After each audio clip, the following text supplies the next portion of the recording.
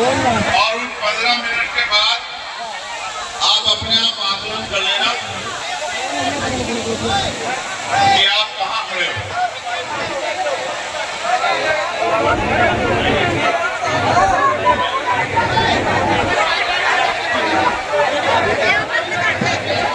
आज सर्वप्रथम इस महान सत्संग में आप लोगों के आग्रह पे मुझे यहाँ आने का मौका मिला। मैं सबसे पहले इस गांव के और इस क्षेत्र के जितने भी सम्मानित भाई बहन बड़े माए तमाम जो पूरे क्षेत्र के लोग आए हैं, मैं उनका बहुत बहुत धन्यवाद करता हूँ। साथ साथ सत्संग में आप यहाँ पहुंचे हैं तो एक जोरदार जयकारा मेरे साथ लगाइए। बोलिए संत शिरोमणि सतगुरु रविदास महाराज की जय। सतगुरु रविदास शक्ति अमर रहे। बोलिए सतगुरु समनदास महाराज की जय। और जितने भी संत और गुरु महापुरुष यहाँ बैठे हैं, इनकी भी जोरदार जय लगाओ एक बार। सभी संतों की जय। सभी गुरुओं की जय। डॉक्टर बाबा साहब अम्बेडकर अमर रहे। मान्यवर काशीराम साहब अमर रहे। मान्यवर दीनदयाल वाल्मीकि साहब अमर रहे। और स्पेशली महात्मा सतीश दास जी को मैं बहुत बहुत धन्यवाद देता हूँ और सतगुरु रविदास जी महाराज से प्रार्थना करता हूँ कि उनके संकल्प को पूरा करने की शक्ति सतगुरु महाराज उनको दें। मैं एक नारा गुरुजी सतीश दास जी के लिए भी आपसे उम्मीद करूंगा कि आप उस पर जोरदार जयकारा लगाएंगे। बोलिए गुरु सतीश जी महाराज की जय। अब मैं आपसे आग्रह करूंगा कि आप मुझे सुनो, बैठ जाओ। पहले बैठने देता था तो ये बाप बैठना नहीं चाहते, क्या करें क्या करें। जब आप लोग बैठने के सुनने की इज्जत ही नहीं समझते तो हम क्या करें, हमारा दोस्त नहीं। मैं उन्हें आग्रह करूंगा ये जो वॉलंटियर बीच में खड़े व्यवस्थित करो। वॉलंटियर का मतलब होता है सिपाही जवान योद्धा, जिसके कंधों पे जिम्मेदार देते हैं। गहरे गहरे तो नहीं बनाते वॉलंटियर। और वॉलंटियर को की निगाह तेज होनी चाहिए। वॉलंटियर अपने काम के प्रति जिम्मेदार होना चाहिए, ये उसकी जिम्मेदारी। और इतने लोगों की जिम्मेदारी आपके ऊपर और मेरी भी। तो मैं यहाँ मेरे साथ पहुंचे बुकाडिया जी, हमारे जिले के अध्यक्ष जी, भीम आर्मी आजाद समाज पार्टी के भाई नीटू जी, भाई दीपक जी, भाई हिमांशु जी, तमाम साथियों का मैं धन्यवाद करता हूं। और जिस कारण से आज हम लोग यहाँ इकट्ठा हुए, सत्संग से अलावा एक बहुत बड़ी जिम्मेदारी गुरुजी ने सतीश दास जी ने अपने कंधों पे उठाई है कि ये क्षेत्र नशा मुक्त हो। इस पे लंबे समय तक हमने काम किया है और जब हमने लंबे समय तक इस पे काम किया, जो लोग शराब बेचते थे हमने उनकी शराब बेचना बंद करवा दिया पुलिस से शिकायत करके। तो वो लोग जेल चले गए, जेल से बाहर आए तो जिन लोगों ने शिकायत करवाई थी उनके साथ झगड़ा कर दिया, एक और नई मुसीबत हो गई। तो फिर हमने तय किया कि इसको हम लोग नहीं छुड़वा सकते। ये जो चीज है ये जबरदस्ती से नहीं छूटेगी, ये छूटेगी मन से। और मन से तब छूटेगी जब कोई ज्ञानी, जब कोई गुरु, जब कोई संत इनको सही रास्ता दिखाए। और मैं प्रत्यक्ष गवाह हूं कि स्वामी समनदास जी महाराज जी ने लाखों परिवारों को अंधविश्वास, पाखंडवाद, तमाम तरह की कुरीतियों से बाहर निकाला। मैं इसका प्रत्यक्ष प्रमाण हूं। आज वो हमारे बीच में नहीं है, लेकिन उनके विचार का आशीर्वाद मेरे जैसों पे और मुझ जैसे लाखों लोगों पे है। मेरे आज भी याद है महाराज जी, कोई सत्संग ऐसा नहीं हुआ जहां गुरुजी ने मुझे फोन ना करवाया और कहा ना कि भाई समय से आ जाना। मैं कहता था मैं उनसे क्या कहूँ, खड़े हैं वो। मैं कभी कभी केरल होता, वो कहते 2 दिन बाद ही कि भाई आ जाना। अब मैं समझता कैसे हूँ। फिर मैं सोचता कि जब उन्होंने आदेश कर दिया तो रास्ते खुद ब खुद बन जाएंगे। कई बार तो ऐसा हुआ जहां से उम्मीद भी नहीं थी आने की, वहां से भी मैं सत्संग में पहुंच गया। क्योंकि रात में कोहरा होता था, सर्दियों में सत्संग हो रहे थे, कहीं धुंध होती थी। मैं सोचता था भाई धुंध में कैसे जाएंगे, तो ऐसी सारी धुंधी छट जाती थी। कहते हैं ना, जिनपे संतों गुरुओं का आशीर्वाद होता है उनके रास्ते आसान हो जाते हैं। अब आपके क्षेत्र में सत्संग हो रहा है और इस उम्मीद से हो रहा है कि बहुत सारे घर तो उन्होंने अंधविश्वास, पाखंडवाद और नशे से मुक्ति प्राप्त कर लिए, बहुत सारे बाकी। मैं उनकी बात को अपनी बात के साथ जोड़ते हुए आपसे अपील करता हूं कि वास्तविकता में अगर इस जीवन के असली सुख को जीना चाहते हो तो बुराइयों को छोड़ो, गुरु जी के रास्ते पे चलो, सदगुरु महाराज के रास्ते पे आगे बढ़ो और जो उनका सपना था मानवता कल्याण का, उसको जीवन का सपना मानो। और मैं तो लगातार पार्लियामेंट में भी मैंने कहा, आपने सुना होगा मैंने पार्लियामेंट में ये बात कही। जब मैंने अपनी बात को रखना शुरू किया तो मैंने कहा कि 600 साल पहले भारत को नहीं, पूरी दुनिया को अगर सबसे अच्छा लोकतंत्र का जो सबसे अच्छा दर्शन है अगर किसी ने दिया तो वो हमारे कुलगुरु सदगुरु रविदास जी महाराज ने दिया। हम ऐसे गुरु की संतान हैं। ये पार्लियामेंट में अमर हो गया है। जब तक पार्लियामेंट रहेगी भारत की, तब तक पार्लियामेंट के पन्नों पे सुनहरे अक्षरों में लिखा रहेगा कि दुनिया में अगर सबसे अच्छा मानवता का दर्शन किसने दिया है तो वो सदगुरु रविदास जी महाराज ने दिया। ये ताकत मुझे किसने दी? ये ताकत मुझे आप लोगों ने दी। आपने मुझे आशीर्वाद दिया, आपने मेरा सहयोग किया, आपके जिलों के लोगों ने जाके वहां मेहनत की, आपके प्रयास से मुझे वहां जीत हासिल हुई और उस जीत के कारण आज आपकी जो बात सड़कों पे थी 10-12 साल से वो पार्लियामेंट में है। और आप ये विश्वास करो, लोग दिन में 8 घंटे, 10 घंटे, 12 घंटे काम करते हैं, 14-16 घंटे काम करते हैं। महान पुरुषों और गुरुओं के आशीर्वाद से मैं 20-20, 22 घंटे काम करता हूँ बिना रुके। कभी हिम्मत नहीं हारता, कभी नहीं हारता और कभी किसी चीज से नहीं घबराता।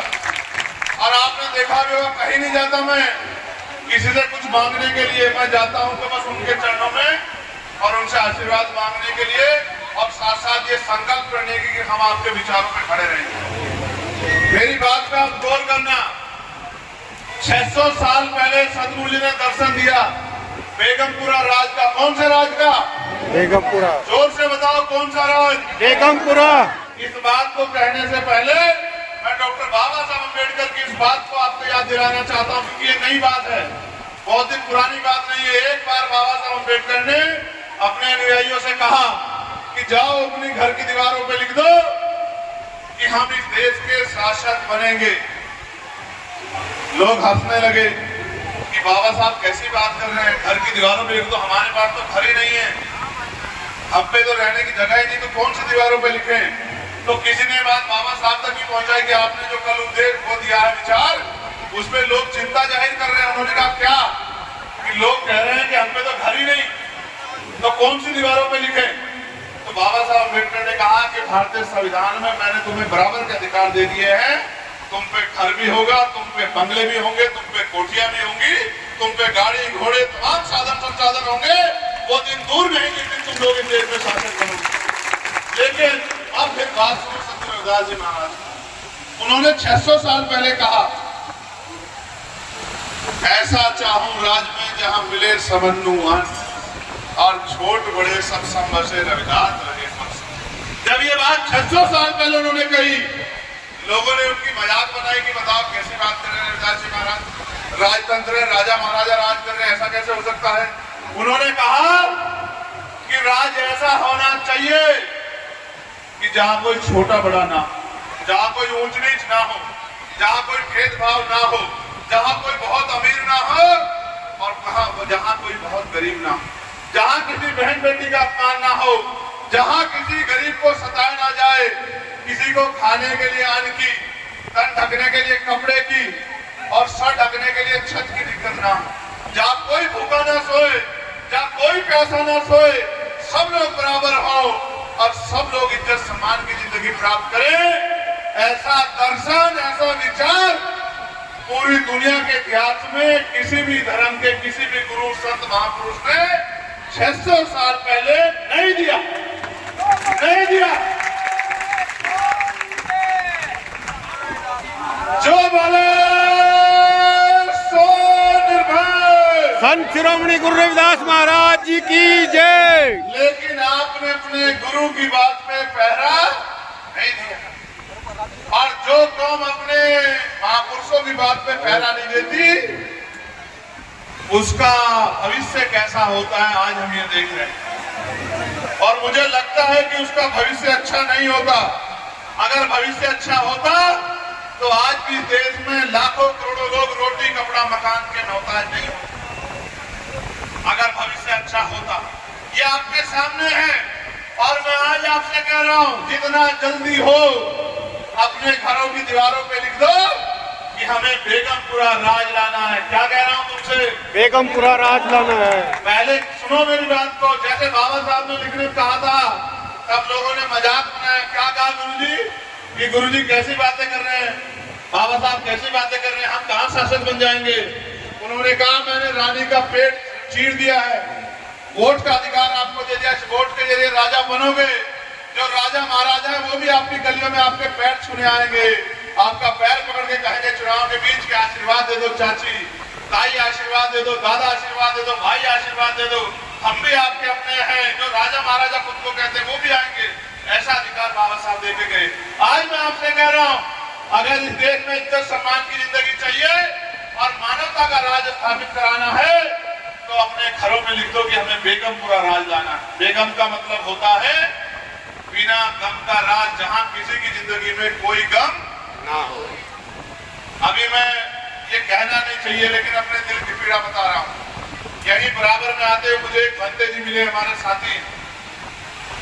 वो किसी गांव से गुजर रहे थे, पंचशील का झंडा लगाया था। लोग, कुछ मूर्ख लोगों ने रोक के झंडा फाड़ दिया और मारपीट की उनके साथ हाथ तोड़ दिया। और पुलिस बेचारी सत्ता के आगे मजबूर है। तो और डॉक्टर भी शराब पिए बैठा था, उन्होंने जैसा बताया, और डॉक्टर ने भी कहते कुछ नहीं हुआ, कुछ नहीं हुआ। दूसरे हॉस्पिटल गए तो प्लास्टर करा बेचारों ने।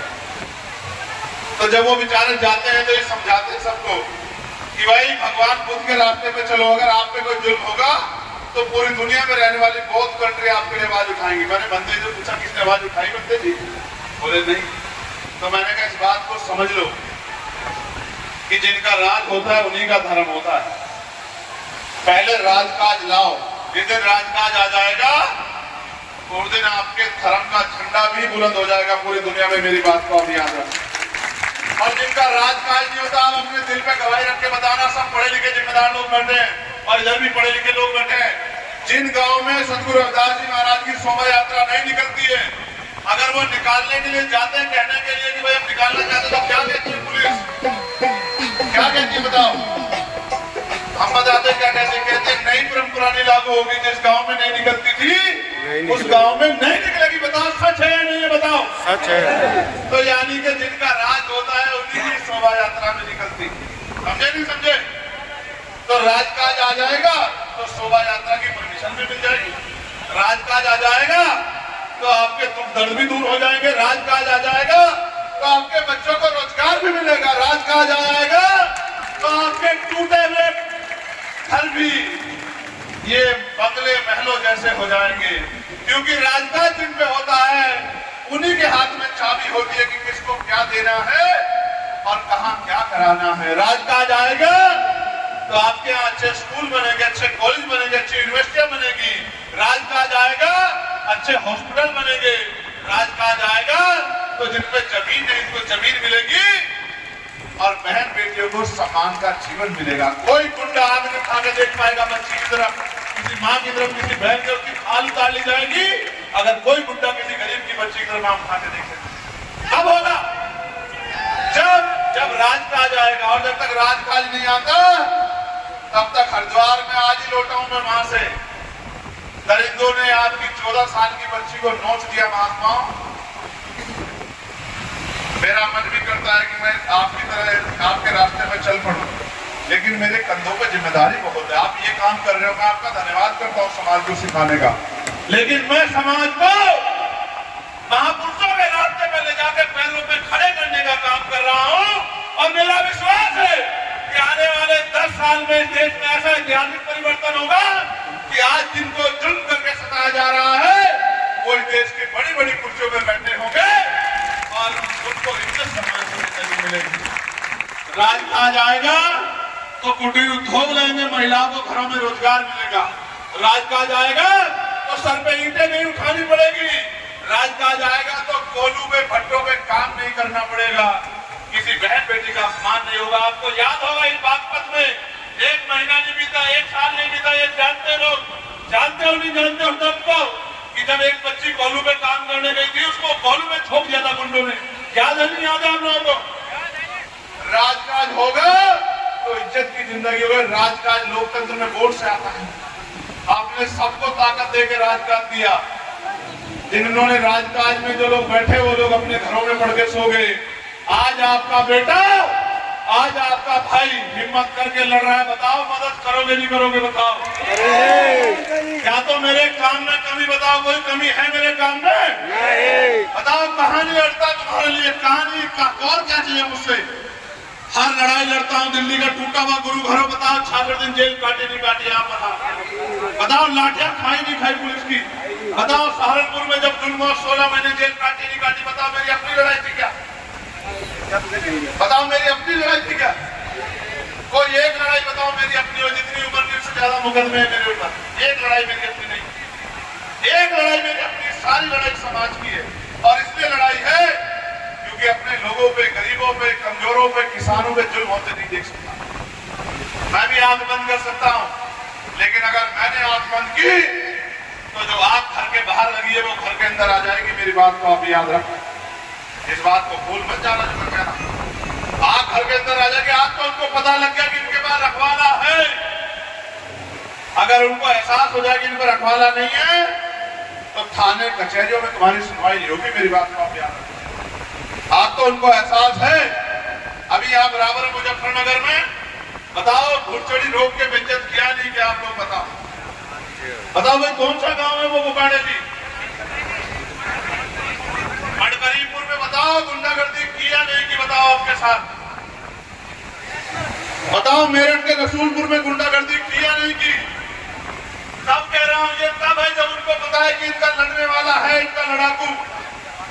मगर फिर कह रहा हूं थोड़ी सी ताकत बढ़ा दो मुजफ्फरनगर वालों। लिख के कहता हूं खून का कतरा कतरा भी आपके काम आएगा। मेरी बात को आदमी पेट के लिए जीता, पेट के लिए 4-4 गोली खाई है। कभी कभी पीछे पलट के नहीं देखा? बताओ गोली खा के डरा गया कभी? आदमी सब पेट के लिए करता है। ये पेट भी आपका, सब कुछ आपका, आपके सहारे हो। लेकिन वजन देख कह रहा हूं मेरी माए बहने बैठ के सत्संग में खड़े होकर झूठ नहीं बोलता मैं। इतिहास गवाह है कि मैंने झूठ नहीं बोला। जब तक मेरे शरीर में लहू का आखिरी कतरा है, आखिरी सांस है, मैं आपके आंसू पोंछने के लिए लड़ता रहूंगा। मेरी बात को आप याद रखना। फिर कह रहा हूं ये माए बैठी है, कब तक इस देश में जुल्म जाति सहती रहोगी? क्या गरीबी में पैदा होकर गरीबी में मरने के लिए पैदा हुई हो इस दुनिया में? आप बताओ कितनी महिलाओं ने हवाई जहाज में सफर किया? बताओ कितनी ने हेलीकॉप्टर में सफर किया? बताओ कितनी ने रेलवे के एसी के डब्बे में सफर किया? तुम बताओ। हाथ उठाओ जिनने हवाई जहाज में सफर किया। बताओ जिन्होंने हेलीकॉप्टर में सफर किया। क्या है तुम्हारी जिंदगी? गरीबी में पैदा होकर गरीबी में मरना, जुल्म सहना। क्योंकि हम इंसान नहीं है क्या हमें पैदा करने वाली माँ को दर्द नहीं होता जब हमें मारा जाता है? जब हमारी बच्चों को बेइज्जत किया जाता है क्या हमें तकलीफ नहीं होती? क्या हम इज्जत नहीं रखते हैं?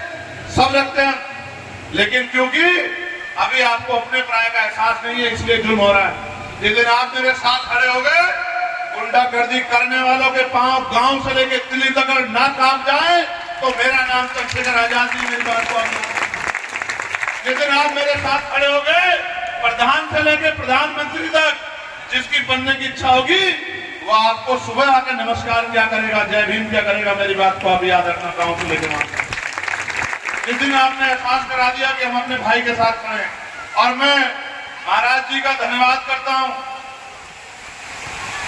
गधा और घोड़ों में बहुत कम फर्क होता है भैया। नाल घुमाने से गधे घोड़े नहीं हो जाते, घोड़े घोड़े होते हैं, गधे गधे होते हैं। मैं महाराज जी का उनसे आग्रह करूंगा कि अब वो इस तपस्या को त्याग दें। आपके पैरों में सूजन आ गई। मैंने महात्मा सतीश दास जी के मुंह से जो बात आज तक सुनी है, मैं आपको सच कह रहा हूं, वो सारी बात सच साबित हुई है। सतगुरु जी का ऐसा आशीर्वाद है इनके ऊपर। मैंने जितनी बात सुनी, उन्होंने मुझे चुनाव से पहले कह दिया कि 1,50,000 ज्यादा वोटों से जीतेगा, मेरी बात को भी याद रखना। ऐसा आशीर्वाद महापुरुषों का इनके ऊपर है कि इनकी कही बात पत्थर की लकीर जैसी हो जाती। मैं इनसे कहना चाहता हूं, आपका जीवन हमारे लिए अमूल्य है। बहुत कम ऐसे संत गुरु होते हैं जिनकी वाणी में महापुरुषों का आशीर्वाद होता है। आप ये काम मत करो, धीरे धीरे छूट जाएगा समाज से, नशा भी छूट जाएगा। लेकिन अगर आपको कुछ हो गया तो हम फिर वहां जाएंगे, ऐसा मत करो। आप बढ़िया स्कूल चला के समाज को जागरूक करने का काम कर रहे हो। मेरे आपसे आग्रह है, हम सब लोग आपके बच्चे हैं, शिष्य हैं, आप और तब इस काम को करो। भाई आप लोग भी मेरे साथ रिक्वेस्ट करो कि अब इसको आवाज के सत्संग के साथ इसको खत्म कर दो, तपस्या को करो भाई, जोर से कहो इनसे। ये ठीक नहीं है। ज्ञान को जो कि इसका उदाहरण बताऊंगा मैं आपको याद है 2 अप्रैल 2018 आंदोलन हुआ, मैं जेल में था। तो मैंने जब जुल्म हुआ तो हम क्या करें, दर्द तकलीफ हुई, जेल से कुछ नहीं करते, मैंने भूख हड़ताल शुरू कर दी। 8 दिन हो गए मुझे भूखे प्यासे रहते। मेरे बड़े भाई साहब आए, मुझसे कहने लगे, भाई चंद्रशेखर, मैं तो सोचता था तुम बहुत विद्वान व्यक्ति हो, तुम तो बड़े मूर्ख आदमी हो। तो मैंने कहा कैसे जी? बोले कि जो काम सरकार चाहती कि आदमी मर जाए और तुम खुद ही भूखे प्यासे रह के मरना चाह रहे हो, तो जब अगर तुम्हें कोई मारेगा तो किसी पे दोष आएगा, किसी को सजा होगी, और तुम खुद ही मर जाओ तो उनका तो कांटा भी निकल जाए, उनका काम आसान हो जाए, तो तुमसे बड़ा मूर्ख कौन होगा? तो हमने कहा क्या कहने का मतलब है कि जिंदा रह के लड़ सकते हो, भूखे प्यासे रह के मर के नहीं लड़ सकते हो। इस देश में किसने भूखे प्यासे रह के कोई लड़ाई नहीं जीती है, खा पी के लड़ाई जीती है। तो हमने कहा फिर कहे तोरी लाए, घर से रोटी खाओ बढ़िया, और जल्दी जेल से बाहर आ जाओ, फिर आगे समाज की लड़ाई लड़ो। इसलिए महाराज जी कह रहा हूँ, आप स्वस्थ रहोगे तो हम सबके काम आ जाओगे। मैं इसलिए आपसे आग्रह कर रहा हूँ, मैं अपनी माँ बहनों से भी अपील करता हूँ। मुझे काम है, मेरी मजबूरियां हैं कुछ, मैं अकेला आदमी हूँ जिसकी सब सुनते हैं और किसी के सुनते ही नहीं है। देखो मैं ही डांटता हूँ ना, सुनते हैं, ये मोनिश भी मेरी सुनता है, ये बबलू भाई भी मेरी सुनते हैं, बागेश भी मेरी सुनता है, और टीकम भी, और ये सब हमारे लोग हमारी सुनते हैं, किसी और, ये मनीष भी, कोई किसी की नहीं सुनता, सिर्फ मेरी सुनते हैं। भाई अंकित भी हमारी सुनता है। तो इन्हें ये इनको आदत होगी अनुराग आपको मेरे सुनने की, डांट भी मुझसे खाते हैं, तो इसलिए और किसी की सुनते नहीं। मगर मैं इनसे आग्रह कर रहा हूँ कि अपने गुरुओं की सुना, उनके पास जाके बैठा करो, उनपे बहुत अनुभव है, उनके पास ज्ञान है, उन्होंने अपना जीवन समाज के नाम समर्पित कर दिया है ना, उनको कोई सुख सुविधा कुछ नहीं है, वो हमारे लिए जी रहे हैं। हमें उनके पास जाना चाहिए, उनसे अच्छी बातें सीखनी चाहिए, उनसे किसी कोई विषय उन पर चर्चा करनी चाहिए। और मैं आपसे भी कह रहा हूँ हाथ जोड़ के, भाई रास्ता दे। मैं वॉलंटियर साथियों का बहुत बहुत धन्यवाद करूंगा, सभी का इसलिए धन्यवाद करूंगा भैया, क्योंकि उनकी वजह से ये आयोजन। एक बागपत में भी भट्टे में झोंका अभी 2 दिन पहले। झुकेंगे? हाँ जी झुकेंगे। बागपत के लोग पूंछ पकड़ के खड़े रहो, किसी की तो झुकोगे, और क्या होगा? बागपत तो ऐतिहासिक सरजमी है, बागपत के लोग तो मजबूत लोग हैं, फिर क्यों झुक रहे हो? करते क्रांति पैदा करो, और नहीं कर सकते तो हमें कहो, देखो हम करके दिखाएंगे, क्यों चिंता कर रहे हो? बागपत हमसे दूर थोड़ा ही है। नहीं होगा न्याय तो बताना, नहीं होगी रिपोर्ट और नहीं होगी कार्रवाई तो हमें बताना, वहीं डेरा डाल देंगे बागपत में आके, हमसे दिल्ली दूर थोड़ा ही है, क्यों घबरा रहे हो? ठीक है। मैं धन्यवाद करूंगा हमारी वॉलंटियर बहनें जो हैं, बहन निशा, बहन कोमल, बहन कशिश, बहन छोटी, बहन अमृता, बहन सोनम, मनीषा, रोहिणी, रितु, शिवानी, चंदा, टीना, दिव्या, निशा, राधिका, रौनक, परमीला, कविता, और निशा 2 हैं, इसलिए निशा के आगे इन्होंने 2-3 लिखा हुआ। 3 है? 3 होंगी। अच्छा शुरू में भी निशा ही, तो निशा 1 2 3, ठीक है, तीनों बहनों को धन्यवाद। ये जो हमारे युवा हैं वॉलंटियर फोर्स में, धर्मेंद्र जी, सचिन भाई, सूरज भाई, बादल भाई, सतराम जी, सोनू भाई, रोहन, धोनी, अंकुर, सचिन मौर्य, मोनू, विशाल, रवि, भारत प्रताप, आकाश जी, रितिन, विकास, शुभम, प्रदीप, कौशिक, शशि, प्रवीण, और जो इस गांव से बाहर के लोग व्यवस्था में लगे, नवीन, टीकम बोध, रवि प्रकाश, श्रवण जाटव, कमल कांत, सरपंच सम्राट, दीपक गौतम, पवन गौतम, विक्रांत कुमार, पुरु कुमार, सावन बोध, राजन, और हमारे भीम आर्मी के जिलाध्यक्ष और आजाद समाज पार्टी के हमारे जिलाध्यक्ष, इन सबका इसलिए धन्यवाद। आपको याद होगा हाथरस में एक सत्संग में भगदड़ मची और बहुत लोगों की जान गई। अगर व्यवस्था नहीं होगी तो कोई भी घटना घट सकती है, इसलिए वॉलंटियरों की जिम्मेदारी बहुत इंपॉर्टेंट है। और वॉलंटियरों की जिम्मेदारी अगर वॉलंटियर नहीं समझेगा तो कोई भी घटना हो सकती है, इसका भी ध्यान हमें रखना है। लेकिन मैं आपसे हाथ जोड़ के ये भी कहूंगा कि अपने महान पुरुषों के सत्संग में जाया करो, इधर उधर मत जाया करो, फिर ये मौत भी आ जाती है। समझ रहे हो, ये आ जाती है बिना बुलाए। ठीक है, गुरुओं के विचारों में सब कुछ है। शरीर तो एक ना एक दिन त्याग करके पूरा होना, विचारों में महापुरुषों के विचारों में चलो। ठीक है, और जो बहनें पढ़ रही है पढ़ाई करो, हम मेहनत कर रहे हैं, सदगुरु जी के आशीर्वाद से आगे बढ़ेंगे, फिर नौकरी देंगे आप लोगों को। अच्छे से पढ़ाई करो, चिंता मत करो, घबराओ मत। और जो नौजवान हमारे पढ़ाई कर रहे हैं उनसे भी कह रहा हूँ, बहुत दूर नहीं है लखनऊ, 3 साल की बात है। आप याद रखना, 3 साल में हम भी एडी चोटी का जोड़ लगा देंगे, गली गली घूमेंगे। आप मन पक्का रखना, 3 साल बाद इतनी ताकत बनेगी कि रोजगार के लिए हाथ नहीं फैलाना पड़ेगा। मेरा वादा, इस बात को हम लिख। और ये जिंदाबाद के साथ साथ मेहनत भी करो। और मैं महात्मा जी से और सभी गुरुओं से ये अपील करूंगा कि मुझे जाने की इजाजत दो, मेरे पास बहुत सारे काम। और मैं सदगुरु महाराज से ये प्रार्थना करूंगा कि आपको सदगुरु जी दीर्घायु करें और आपका आशीर्वाद। अरे बैठे रहो यार, वॉलंटियर अपनी अपनी जिम्मेदारी संभाल लें। पीछे